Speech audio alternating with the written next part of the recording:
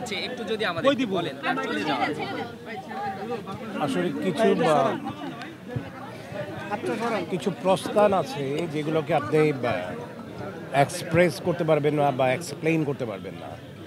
ফারুক ভাই হচ্ছে সেরকমই একজন আমাদের বড় ভাই ছিলেন, যার ব্যাপারটি আসলে আমরা অনেক সময় এক্সপ্লেনও করতে পারি না বা এক্সপ্রেসও করতে পারি না।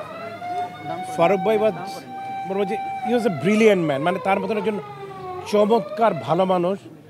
আমি জীবদ্দশায় আমি তো অনেকের সাথে মিশেছি, but he was nice to every people. আছে না কিছু লোক যে পার্টিকুলারভাবে অমুকের সাথে ভালো ব্যবহার করছে, আর একজনের সাথে ভালো ব্যবহার করছে না, বাট ফারুক ভাই কিন্তু সেটা একদমই ব্যতিক্রম ছিলেন।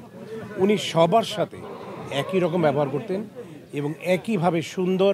আমি যতটুকু জানি যে ফারুক ভাই কখনো হাসি ছাড়া কারোর সাথে কথা বলেছেন আমার জানা নেই।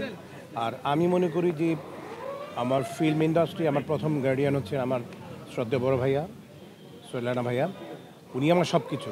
বাট তারপরে আমার মেইন গার্ডিয়ান ছিলেন কিন্তু আসলে ফারুক ভাই। তো ফারুক ভাই আমাকে এতটুকু আদর করতো যেটা চিন্তার বাইরে, আই ক্যান এক্সপ্লেন। আর একটি ব্যাপার শুধু আমি বলতে চাই, সেটা হচ্ছে যে অনেকে প্রশ্ন আসবে যে ফারুক ভাই শূন্যতা পূরণ হবে কি না। আই ডোন্ট থিঙ্ক এটা কোনো মতেই সম্ভব না, বিকজ ফারুক ভাই এমন একজন আর্টিস্ট ছিলেন, একটা ক্যারেক্টারের জন্য তার সাথে কম্পেয়ার করার মতন কোনো আর্টিস্ট এখনো তৈরি হয়নি।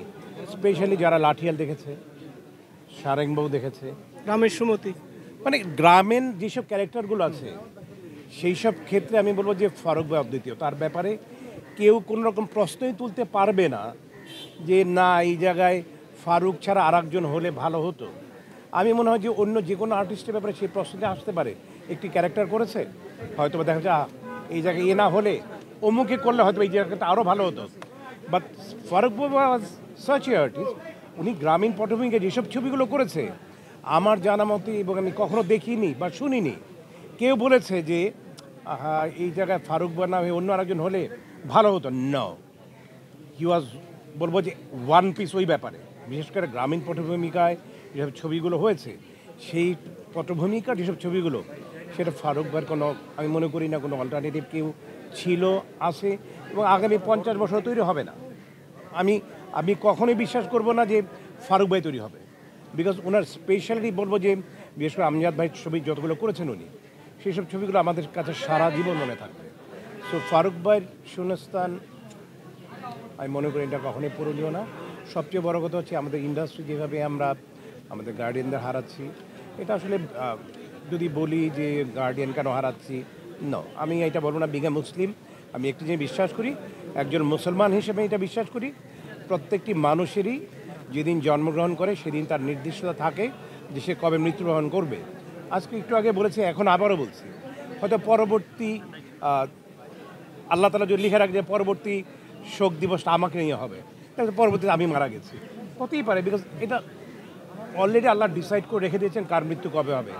সো আমরা তার রুহের মাগফিরাত কামনা করব। এবং আমি এখানে যারা আছেন, যাদের টিভিতে আমি সবার সাথেই কথা বলছি, তাদের প্রত্যেককে শুধু আমরা এইটুকু বলতে চাই, ফারুক অত্যন্ত একজন ভালো মানুষ ছিলেন এবং আমি চাই ব্যক্তিগতভাবে সকলেই ওনার জন্য দোয়া করবেন।